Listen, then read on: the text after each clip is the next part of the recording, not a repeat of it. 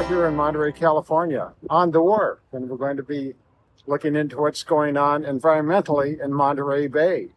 My name is Art, and I'm a partner here at Monterey Abalone Company. I've been here for about 30 years. So we farm California red abalone. We have a hatchery in Moss Landing. We rear the little babies until they're big enough to stock in our cages. They're about this size, and we bring them to the wharf, and then we harvest them at these larger sizes. It takes us anywhere from 4 years up to 7 years for these to rear them. You feed them mostly giant kelp. There are big kelp beds locally here, and I guess in terms of the local environment, that's kind of the biggest story recently, because in 2013 there was a disease amongst starfish that wiped out 90+% of the starfish from Baja California up to Alaska, and the lack of starfish has impacted us because certain species of starfish are big predators of sea urchin.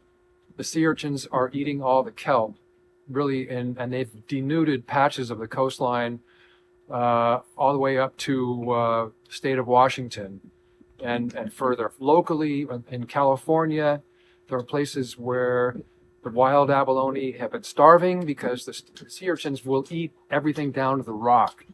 The recreational abalone fishery, which has existed for my entire lifetime, has been closed. So it's a big deal, and people are trying to control the sea urchins by removing them so that the kelp can come back. And kelp is really a foundation of the marine ecosystem because it provides habitat for a lot of species and food for a lot of other species. And so it's a big change. And unfortunately, these urchins can survive even just from the phytoplankton that grows in the water and settles like dust on the rocks. They can scrape that up and survive for many years. There have been urchin barrens that have persisted in Australia and in Tasmania for 60 or 80 years.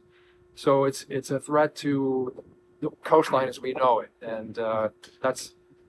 A lot of people are working on solutions, but so far the most successful remedy has been to get groups of divers and just crush the urchins, and then the kelp will come back. But then you have to keep crushing them as they come in. They just move in. There are millions of them. This has really been a big issue with the urchins. The urchins started to multiply, and then by 2017, large areas of the coastline were denuded of kelp.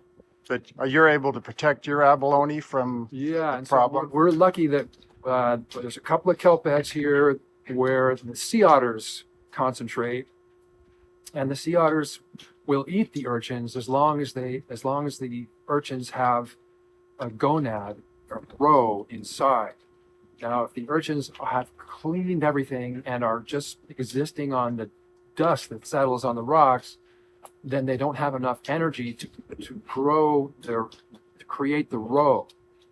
And the sea otters know this. I guess they can smell it or something, but they won't eat those urchins because there's nothing inside of them to eat. And so in places where there is kelp, the urchins will eat some of the kelp, and if the kelp bed is healthy enough to resist the onslaught for long enough, then the otters will come in and start eating the urchins again.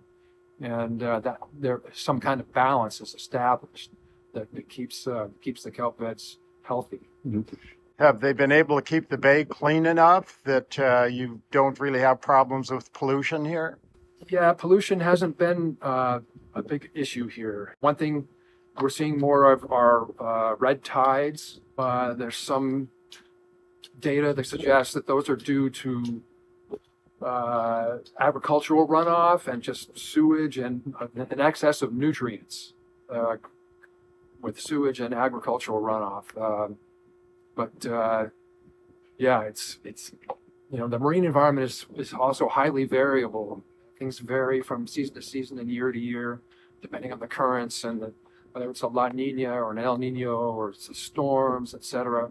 all those things will impact it. What about climate change? Well, climate change, we are noticing in our abalone that their shells are not as thick as they used to be. So we think that that's due to ocean acidification, excess of carbon dioxide. But they're still able to grow. They'll grow well, but the shells are thin. There's been a lot been going on in the whole Monterey Bay area to keep everything clean and environmentally friendly. Has that been working well? Yeah, I think that in general, the people that live around here are very conscious and watchful over what's going on in the local marine environment. We have a number of marine protected areas here